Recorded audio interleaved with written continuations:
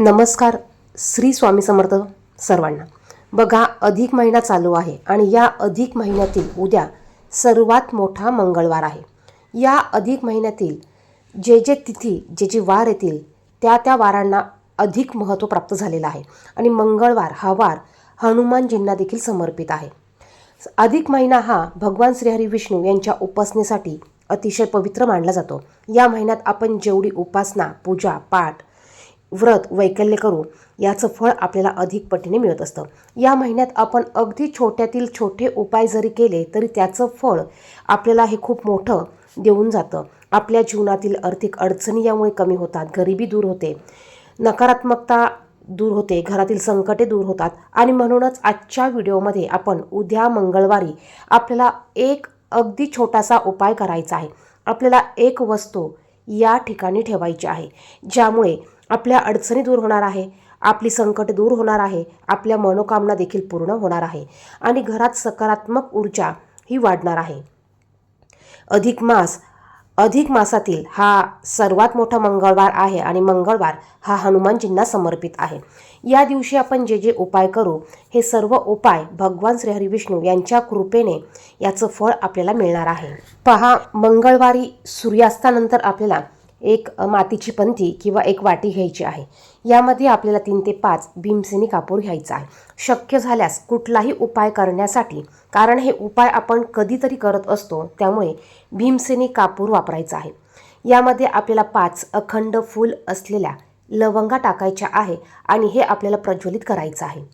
आता हे प्रज्वलित केल्यानंतर याचा धूर आपल्याला संपूर्ण घरामध्ये पसरवायचा आहे. बघा, याचा धूर आपल्याला आपल्या घरात संपूर्ण घरभर पसरवायचा आहे. हे करत असताना तुम्ही तुमच्या गुरूंचा मंत्र म्हणू शकतात किंवा ओम हनुमते नमः हा मंत्र तुम्हाला म्हणायचा आहे किंवा ओम नमो भगवते वासुदेवाय नमः हा मंत्र तुम्हाला म्हणायचा आहे. त्याचप्रमाणे बघा, ह्या उपायाने माता लक्ष्मी देखील प्रसन्न होते, कारण लवंग ही माता लक्ष्मीला अतिशय प्रिय आहे.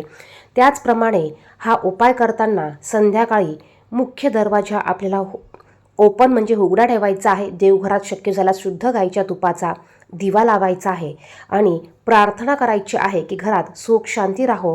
त्याचप्रमाणे जर का तुम्हाला काही पैशाच्या अडचणी असतील, कर्जाच्या अडचणी असतील, त्या कर्जाच्या अडचणी दूर होऊ दे, पैशाच्या अडचणी दूर होऊ दे, अशी प्रार्थना तुम्हाला करायचं आहे.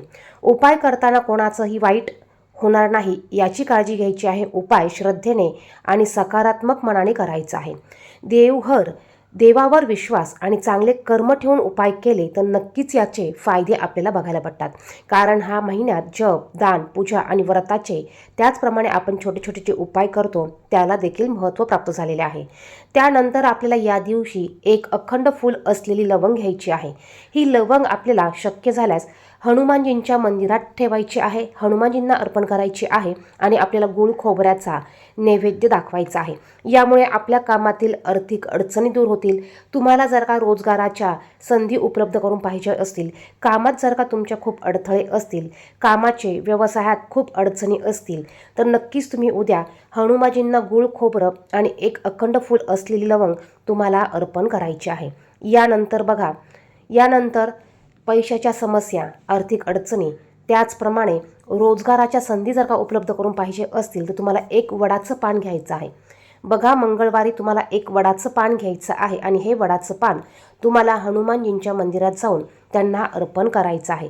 यामुळे तुमच्या आर्थिक अडचणी दूर होतील. यामुळे तुमच्या आर्थिक अडचणी दूर होण्यासाठी, पैशाच्या समस्या दूर होण्यासाठी जेही काही मार्ग असतील तुमचे ते मार्ग उघडे होतील. अडथळे दूर होऊन तुम्हाला मार्ग दिसू लागतील. ह्या उपायाने तुम्हाला जर का सौम्य मंगळ दोष असेल तर तो मंगळ दोष दूर होतो, पैशाच्या आर्थिक समस्या दूर होतात. आता हे वडाचं पान घेतल्यानंतर ते स्वच्छ धुवायचं आहे आणि त्यानंतरच आपल्याला अर्पण करायचं आहे. जर का तुम्हाला 7:30चा खूप त्रास होत असेल तर तुम्ही उद्याच्या मंगळवारी तुम्हाला हनुमान चालिसाचं पठण करायचं आहे. मंगळवार आणि शनिवार तुम्हाला आवर्जून हनुमान चालिसाचं पठण करायचं आहे. तसं पाहिलं तर तुम्ही रोज तुमच्या जीवनात हनुमान चालिसाचं पठण करू शकतात. यामुळे आपल्या अडचणी दूर होतात, कामातील अडचणी दूर होतात, पैशाच्या समस्या दूर होतात. जर का आपल्याला शनीचा त्रास होत असेल तर हा त्रास देखील या हनुमान चालिसाच्या वाचनाने, पठणाने कमी होतो. आता आर्थिक तंगी दूर करायची असेल, पैशाच्या समस्या दूर करायच्या असतील तर हा एक छोटासा उपाय अतिशय प्रभावी आहे. तुम्हाला उद्या मंगळवारी एक काचेची बाटली घ्यायची आहे. बघा, स्वच्छ काचेची बाटली घ्या, यात मोहरीचं तेल भरा आणि हे तेल भरलेली बाटली तुम्हाला वाहत्या पाण्यात विसर्जित करायचे आहे. हे करत असताना तुम्हाला मंत्र म्हणायचा आहे. तुम्ही ओम हिम हनुमंताय नमः किंवा जय श्रीराम हा मंत्र म्हणू शकतात. यानंतर मनोकामना पूर्तीसाठी तुम्हाला जर का तुमची मनोकामना पूर्ण व्हावी असं वाटत असेल तर तुम्हाला उद्या कणकेचे 5 दिवे बनवायचे आहे. यात कापसाची वात घालायची आहे आणि यात तेल घालायचं आहे. शक्य झाल्यास मोहरीचं तेल घाला. एक अखंड फूल असलेली लवंग टाका. आता हे दिवे बनवताना ह्या कणकेमध्ये तुम्हाला मिठाचा वापर करायचा नाही. त्यानंतर हे 5 कणकेचे दिवे तुम्हाला तुमची मनोकामना व्यक्त करत तुम्हाला हनुमानजींच्या मंदिरात प्रज्वलित करायचे आहे. शक्य झाल्यास तुम्ही तिथे बसून एक वेळा हनुमान चालीसा म्हणू शकतात आणि ह्या दिव्याने शक्य झाल्यास हनुमानजींची आरती देखील तुम्ही करू शकता. या उपायाने तुमची मनोकामना किंवा इच्छा तुमची पूर्ण होणार आहे. मनामध्ये जी काही इच्छा असेल ती इच्छा सांगून तुम्ही हा उपाय करायचा आहे आणि त्याचप्रमाणे तुम्हाला हनुमान चालिसेचं देखील पठण करायचं आहे.